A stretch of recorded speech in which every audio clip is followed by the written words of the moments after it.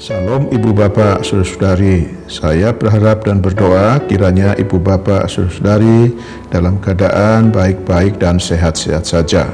Apabila kondisi kesehatannya ada masalah, tetaplah bersabar menghadapinya sambil berharap dan berserah kepada Tuhan, Sang Tabib yang agung itu.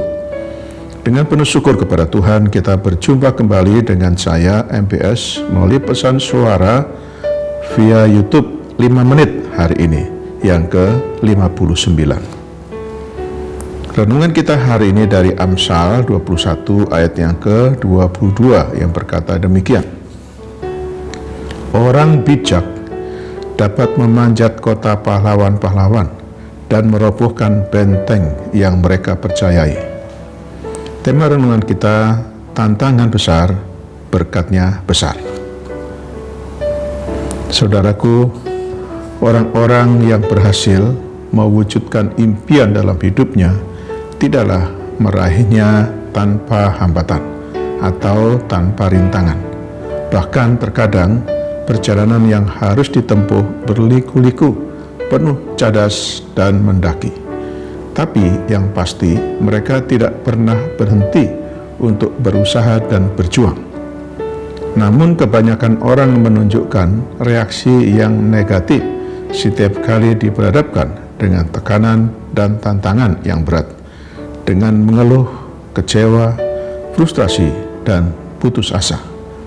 Mereka tak dapat melihat sedikit pun sisi positif di balik tantangan, di mana justru melalui tekanan atau tantangan sesungguhnya kita sedang dibentuk supaya menjadi pribadi yang kuat dan tangguh di segala keadaan. Di balik besarnya tantangan atau tekanan, tersimpan kesempatan yang memungkinkan kita menjadi besar.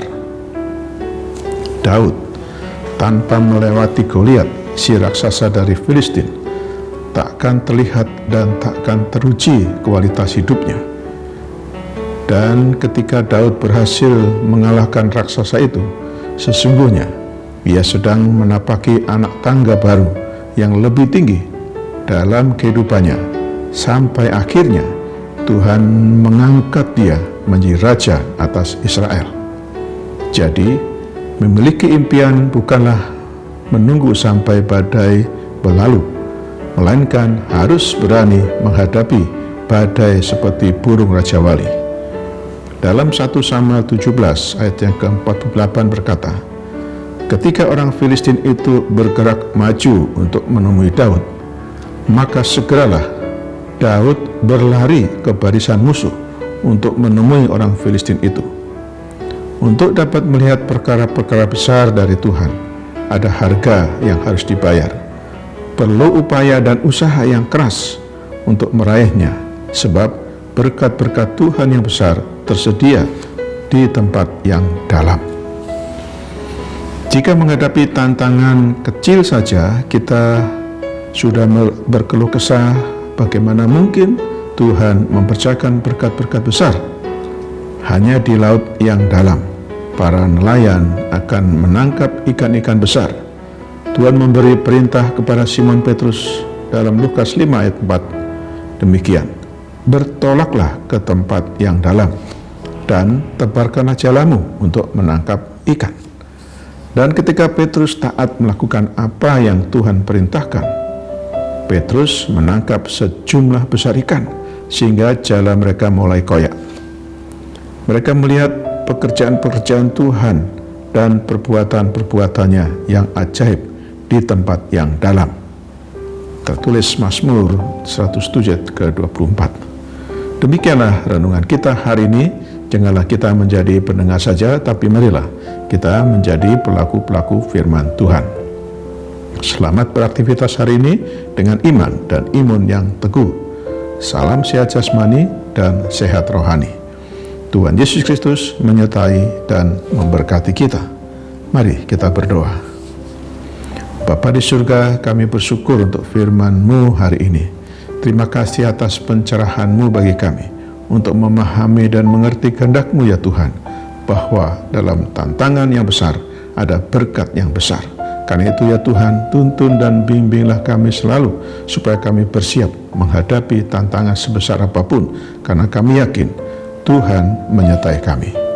Kami berdoa bagi yang sedang sakit, kiranya Tuhan berkenan menjamah dan menyembuhkannya. Kami berdoa bagi yang sedang bergumul dengan berbagai masalah kehidupan, kiranya Tuhan tolong dan memberikan jalan keluar. Berkatilah seluruh aktivitas kami hari ini ya Tuhan. Dalam nama Tuhan Yesus Kristus yang telah mengajarkan kami berdoa. Bapa kami yang di surga, dikuduskanlah namamu. Datanglah kerajaan-Mu, jadilah kehendak-Mu di bumi seperti di surga. Berikanlah kami pada hari ini makanan kami yang secukupnya, dan ampunilah kami akan kesalahan kami, seperti kami juga mengampuni orang yang bersalah kepada kami.